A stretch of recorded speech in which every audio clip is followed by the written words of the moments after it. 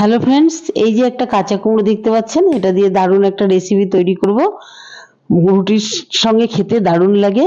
আপনারা দেখুন ভিডিওটা সম্পূর্ণ।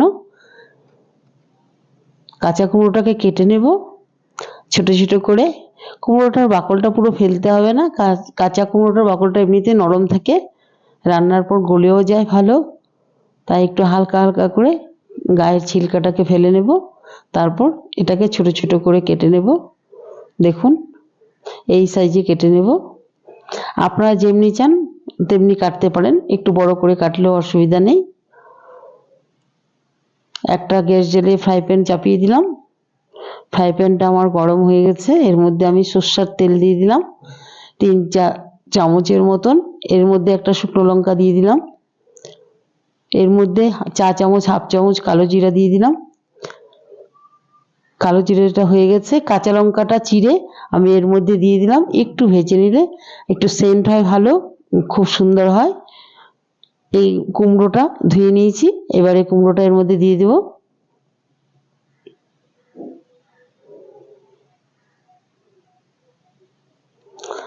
এবার স্বাদ অনুযায়ী নুন দিয়ে, একটু হলুদের গুঁড়ো হাফ চামচ ছোট চামচে দিয়ে নেড়ে চেড়ে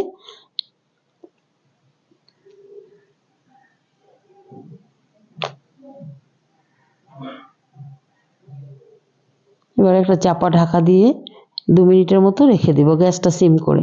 এবার ঢাকা তুলে দেখছি জলটা একটু মরেছে, এবার একটু নেড়ে, নিচটা যাতে লেগে না যায় একটু নেড়ে দেব। এবারে একটা চাপা ঢাকা দিয়ে দিব এর মধ্যে। আবার ঢাকাটা তুলে দেখব 2 মিনিট পর। দেখুন রুটির সঙ্গে খেতে খুব দারুণ, মশলা ছাড়া। আপনারা বাড়িতে ট্রাই করবেন।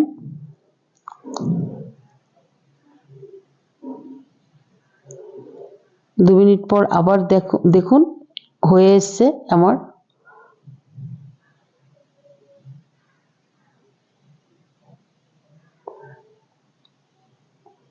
এটা কুমড়ো ভাজা বলা যায় না, কুমড়ো বটি বলা যাবে, কারণ এটা খুব ঘেটে যায় কুমড়োটা, কাঁচা যেহেতু।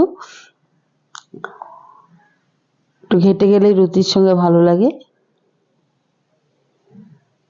কুমড়োটা আমার হয়ে গেছে, এবার আমি কুমড়োটাকে নামিয়ে নেব। দেখুন কত সুন্দর হয়েছে, একদম সিম্পল ভাবে। আপনারা বাড়িতে তৈরি করবেন। যদি আপনাদের ভালো লাগে কমেন্ট করবেন, শেয়ার করবেন।